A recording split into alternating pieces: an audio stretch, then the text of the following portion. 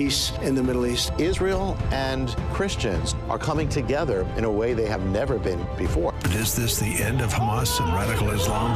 The Dragon's Prophecy is powerful, prophetic, a must-see movie. Now available on Amazon, YouTube, and iTunes.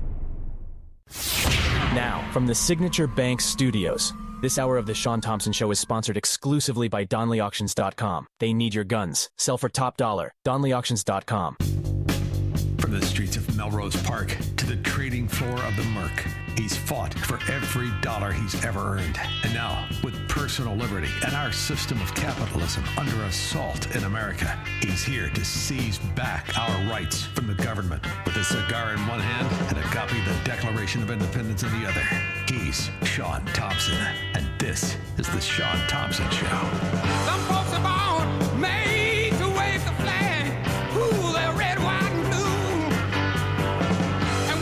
I saw him, our next guest, on Fox News, and he looked magnificent, like a movie star.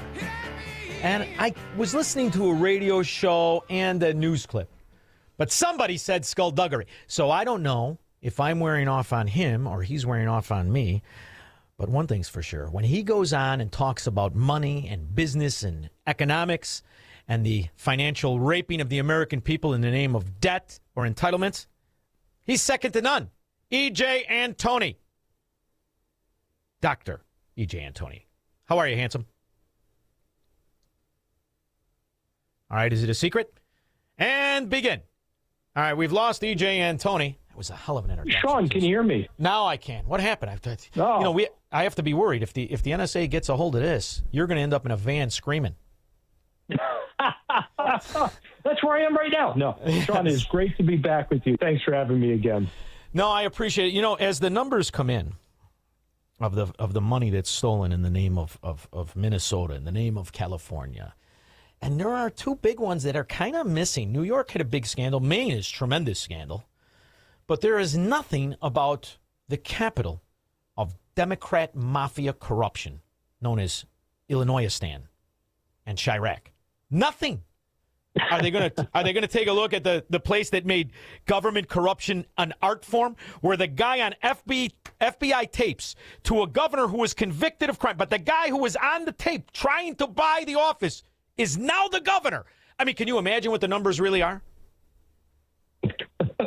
Shaun, it's as I've heard some people describe it, corruption in Illinois is it's nothing out of the ordinary. It's actually a way of life, right? This is the norm, and it has become so synonymous, right, with crime, with corruption, that people talk about Chicago levels of corruption. They literally use it as like an indicator, if you will, on a scale. It's obscene, but hey, look, that's where we are. That's the reality of it. I would not be surprised, though, if you get, one of these investigative reporters, whether it's, like James O'Keefe, somebody from his crew, or any of the other folks who have been looking into these countless areas of corruptions, if they start to focus on Illinois next, though, because it is such fertile ground. So Nick Shirley is the kid, right? And he's only in his 20s. He could be my kid. He's the one who really tipped off everybody. I mean, everybody knew, but he exposed it and the ridiculous nature of it in Minnesota and California. Well, he's in Illinois, so somebody had said over the weekend, isn't it amazing it takes this 20-something-year-old kid to come to Illinois? We have all these investigative journalists, John Drummond, the Bulldog, and all these idiots. And there was a creepy bastard named Andy Shaw. Did you ever hear of this rat? He's got a pencil neck. He was a real weirdo. He is Kate Shaw's daddy. Kate Shaw is married to that transvestite on MSNBC. I can't get him name. He looks like the lesbian girl. And she worked for Obama out of law school when Andy Shaw is the better government agency of Guts on Ghoul and she goes to work right out of law school for Obama. She's now been appointed by Joe Biden as a judge. Her name is Kate Shaw. And that's the level and the layers and the acceptance. Here's the guy he's got a whole network, news network. I'm an investigative journalist. Oh, and your daughter goes to work for the new president with a 532 credit rating who was late on his car payment, and gangsters in the first ward were making it for him. I mean, it is just sickening the level of corruption that is tolerated. So we get a guy that texts, he says, why don't you talk about the collective bargaining agreements between the unions and the teachers? This is what you like.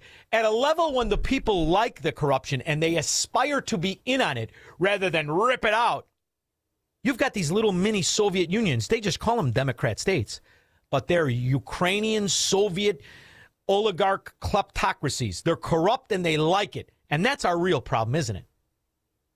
Yeah, Shaun, so you raise a really, really good point here and a really big problem, which is cultural, right? At some point, it goes beyond just the numbers. It goes beyond being an economic problem, and it's actually a cultural problem. And we've talked about this regarding both welfare and also, welfare on the individual level, but also corporate welfare. There was a time in this country, again, as we've discussed before, where you would be ashamed to be on welfare. Right. That was something that you would want to keep hidden. You wouldn't want anyone to know about that because there was such a stigma attached to it.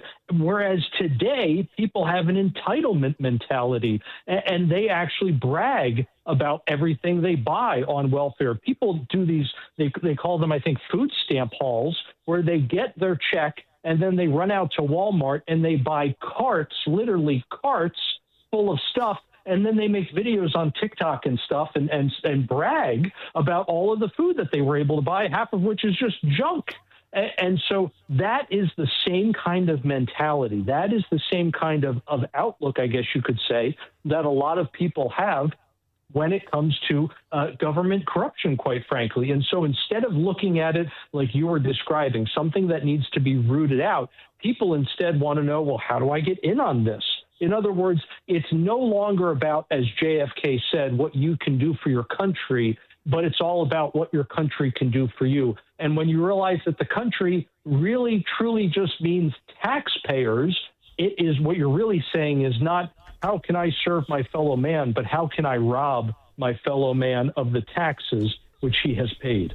So I went really into the numbers of taxpayers, right? And when you really look at what it takes to be a net taxpayer, there are but a few Americans, you could argue a third, that are net taxpayers. And then you look at what you and I talk about, the debt. And the problem is when you do that, I think we lose the perspective of there's no redistribution of wealth. We're operating a functional bankruptcy. We're allowing it to be functional because we allow the continued fraud, financial crime called debt. We're allowing this. And therein lies the problem. But when I step back, too, and I look at what Trump's doing, although it looks like foreign policy and wars, what he's really doing is setting us up to grow magnificently. This Bronx Tale move, now you can't leave Iran. Now your oil ships go nowhere. Now nobody is going to buy anything from you, you Islamo-Nazi costume-wearing freaks. Nothing goes in and out. You exist because we allow you to. And now I love this move because now the oil will be a glutton in Iran, in the Middle East. And now all those ships make a U-turn. Now you go to the Gulf of America and you buy it in Texas and you buy it from us, or you don't buy it. Ironically, this will drive down the price the way I see it. But that's not what I'm hearing on the business channels. In fact, it's chaos and mayhem. He's going to destroy the markets, yet day after day, the markets aren't destroyed. And if he can simultaneously pull this off, recalibrate oil, and now we're a net export anyway, but maybe double and triple it. Now we're the Middle East. Now each one of these kids gets these little accounts. He's installing the acorns of freedom and capitalism right under the nose of the Democrat, communist, Marxist thieves, isn't he? Shaun, the big thing I keep going back to is because if you look at the numbers here, you realize that we only produce here in the U.S. Something like half of everything that normally flows through the Strait of Hormuz. And so there's no way the U.S. can simply meet all of the demand that results from the Strait being closed. But what I keep going back to is, can you imagine if instead of 4 years of Joe Biden, where we were throttling energy production and exploration, more importantly, and you saw the well count keep going down and down and down, even though per well production was going up, it means that today we have no excess capacity to meet that demand. But can you imagine where we would be today, Shaun, if instead of those 4 years, you had another 4 years of drill, baby, drill, where you were not only increasing production, but more importantly, you were increasing excess capacity. And so you had all of this stuff ready to go. And instead of every well having to run at full tilt, every well was running at a lower production rate. Now, when you get a supply shock, the U.S. can simply respond by replacing all that oil. And now the U.S. has total leverage over all these different regimes around the world. That's the place I really want to get to. I think we're kind of there if you include Venezuela, which, like Iran, exists because we allow it to. But we've got the oil from Venezuela. And now we can broker, hedge, we can facilitate the transaction and make Venezuela and America the new Middle East. Now, you guys could preach that Islamo-Nazi, prostrate yourself 5 times a day and go beat your wife when you're not dating the livestock. Go ahead! And we'll operate in the world economy. We're cutting out the Middle East, as I see it, if you could follow through with some of what he's already started. Because that's why how beautiful it was to grab the cartel leader pretending to be the president of Venezuela first. That was a big part. And if you remember, that was Trump. Now we got the oil. Now it's our oil. Remember when he said that? Those are our companies anyway. Chavez stole them, right? Those are our companies anyway. Now everything that comes out, American companies, American oil, we'll give you your 25%. After all, you don't know what to do with the money anyway. Your so-called president was stealing it. We'll promote whatever you want to do when it comes. You get your 25% and we sell it all. I think it's fine.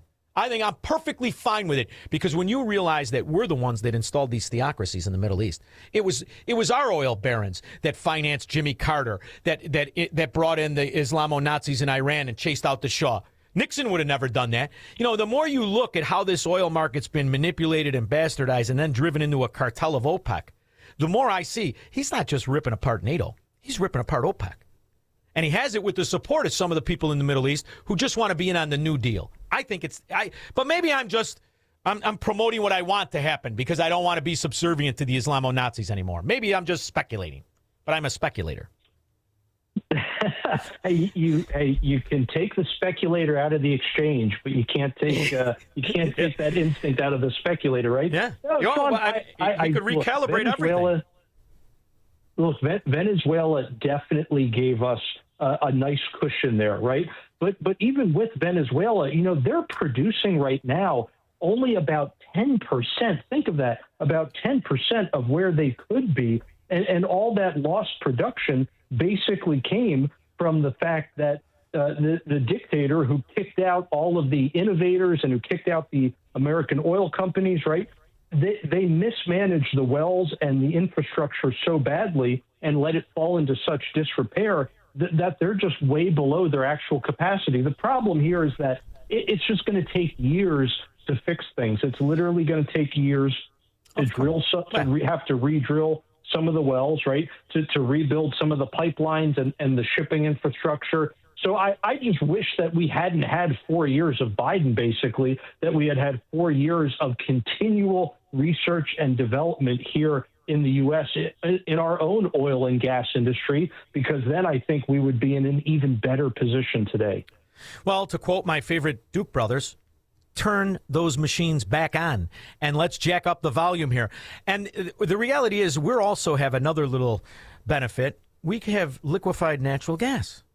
So the best is yet to come when it comes to what the potential has been. The fact that we've already breached the net exporter in Trump's first term. We're there in the second term. We've got the natural gas. We have Venezuelan oil. I mean, what is the other explanation for how the predictions have gone so wrong when it comes to what's going to happen with our stock market and our oil? I mean, oil's up, $1?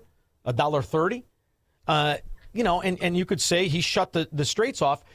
In theory, there's a lot of guys right now who thought this was going to be $114 a barrel again. So they were wrong. I was listening to it today. They said, the market's going to collapse and the oil's going to skyrocket. Well, the market finished positive and oil finished barely positive. So I think there's a lot of optimism in the markets. You might not see it on the business channels, but it is in the actual markets themselves.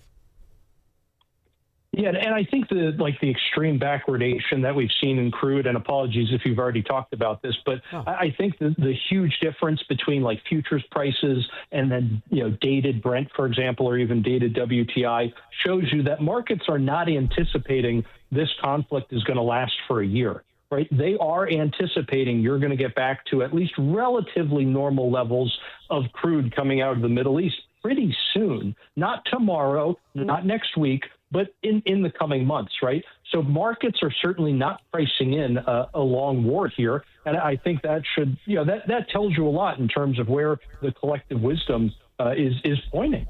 Well, plus, you had 29 people shot in Chicago, and I don't remember how many soldiers were shot this weekend in Iran, but I don't think any. Iran is still and always going to be safer than Chicago. So there's a lot of misconception versus reality when it comes to describing the conflict. And there's always the never Trumper, things are going to be terrible, it's going to collapse. And yet he still seems to be improving things. Now, one of the things I love that he's done quietly is finally there's some prosecutions for stealing our money when it comes to these entitlement programs. And when you see in Minnesota, the latest scallywag who was supposed to go on trial, who they had soup to nuts for tens of millions of dollars, skip out on a $150,000 bail, I have to believe there's going to be consequences and repercussions for Minnesota and for California, because it's the same story over there. I mean, that's a big story that the fraudster who was going on trial Monday was given a $150,000 bail, and then he's gone. How in the hell did that happen? Only in America? Only in Democrat cities. I mean, that's an Al Capone. He'll be all right. Where is he? He's gone. It's perfect. Yeah. I mean, I hate to sound like I'm just here beating a dead horse, Shaun, but the corruption and the scandal and the robbing of the public purse is very real, unfortunately, and it's a very real problem. And so much of this, I think, again, goes back to culture, where so many people in a previous age never would have thought of engaging in, literally never even would have thought of engaging in these kinds of activities in America. And sadly, it's just kind of become the new norm. Well, one of the things that I think needs to be focused on when we have this argument about the illegal aliens on our benefits, when you fungate what the benefits are worth in the lifespan of an illegal alien who's cultivated and taught how to get our Social Security numbers, and which Joe Biden did in 5 months for illegal aliens, gave them Social Security numbers in 5 months, so they have Social Security numbers. They're on Medicare, they're on Medicaid, they get the dental, they get the schools. And that's when earlier we talked about taxpayers. In order to be a taxpayer, a net taxpayer, you have to pay more into the tax system than you take as an entitled citizen. Has Heritage ever worked out the benefits of being an American citizen? The reality is, when you're an American citizen, and why so many of these countries practice this anchor baby nonsense, and they send their kids here. El Chapo sent his kids here. His wife, he sent her here to they got to be Americans, because he knew having an American citizenship, if you manipulate the corrupt system of entitlements, you're a millionaire at birth. When you factor in the cost of education, the cost of health care, the potential of hitting the ghetto lotto and disability, and the way in which you can steal from disability and food stamps and all the other scandals. Has Heritage ever looked at how many American citizens have never contributed anything and have lived as a millionaire would live, aside from the ones who are just getting Democrat pensions for ghost jobs in Chicago? Have you ever looked at what the benefit is to an American citizen in the form of entitlements? I mean, we now have the data to see how many illegal aliens have been financially raping us. Yeah, so, Shaun, it really, the numbers surprisingly vary quite a bit just based on geography. And so if let's say you're in, here where I am, Washington, D.C., right? If you are that stereotypical family of four, so a family of four with literally nobody working can get so much in benefits that it is the equivalent to somebody earning over $120,000. If you go all in with everything, whether it's the Obamacare subsidies or it's food stamps, it's rental assistance. I mean, the list goes on and on and on, right? You can get the free cell phones, et cetera. You add up all of the different forms of assistance. And again, it's the equivalent to the head of the household bringing in over $120,000 a year. So if you're under that kind of a system, a lot of Americans will make the decision not to work because, again, there's not that culture there anymore of saying, well, I need to be independent. I need to be self-sufficient. I shouldn't be morally. I should not be. I ought not be relying on other people to provide for my family's basic needs. You don't have that anymore. So for a lot of Americans, it is simply just a numbers game, which is how you get literally tens of millions of Americans who are able-bodied and are choosing not to work. That's not an exaggeration. Tens of millions of Americans. And part of that is because after COVID, they changed the rules in terms of things like disability. They expanded who qualifies to be on disability, and they relaxed all kinds of work requirements when it comes to various welfare programs. Food stamps might have been the best example for that, which is why the spending on food stamps exploded during the Biden years. So the again, canceling of these programs together. Yeah, go ahead. Sorry. You put all of this together. And again, you literally have an increase of tens of millions of Americans who are able-bodied, who could be working, but are choosing not to, are choosing to live off of the rest of us instead. Which also accounts for a tremendous amount of inflation. After all, when people don't pay for things, they spend a lot of money on it. And if by Trump ending all of this, he could ironically end inflation, even as oil may go up, if you stop the competition of fraudulent shysters known as Somalian pirates, but Democrat pirates in general, from stealing through the form of benefits. He could have accidentally solved that problem by making everybody reapply as he's doing in Medicare. This could be big. Yeah, absolutely. And especially when you start actually looking through those applications instead of just rubber stamping them. What I'm getting at here, Shaun, is you raise the issue of illegal aliens, right? And how so many how many times were we told, whether it was by Newsom, whether it was by Pritzker, whether it was by Biden and his cronies, we were told over and over again, illegal aliens can't get welfare. That's ridiculous. They don't get driver's licenses. That's ridiculous. They can't vote. That's ridiculous. All of it was a lie. All of it was untrue. And you have had millions of illegal aliens brought onto welfare in the last 5 or 6 years. Millions. And so it's a very positive sign to, again, force everybody to go through that process and start weeding out all the people who not only shouldn't be here, but sure as heck shouldn't be getting our tax dollars too. And the tell is in the 17 states suing the Trump administration. These are all the states that give those social benefits to illegal aliens. They're the same states that gave driver's license, that tried to normalize entitlements to people who have never paid into the system. See, this is what you're going to do. Now, if you use the word skullduggery, I mean, at least give me a little something. I got it from a handsome devil on Chicago radio. Nothing. You don't even mention me to Stuart Varney. You know I want to meet him. Well, I got to tell me your favorite hangout place down there in Florida, and I'll be sure to let him know so he can stop by, all right? Well, we go to Vincente's for cigars, and we go to Angelo's Southern Grill for breakfast. So you come on by, and I'll pick up the check for you. But Barney, he pays. He's got the big money. All right? You got it. You got it, Shaun. EJ, thanks for always making time for me. You know I appreciate it, brother. Thank you. Hey, it's my pleasure. We'll be back with your calls and comments.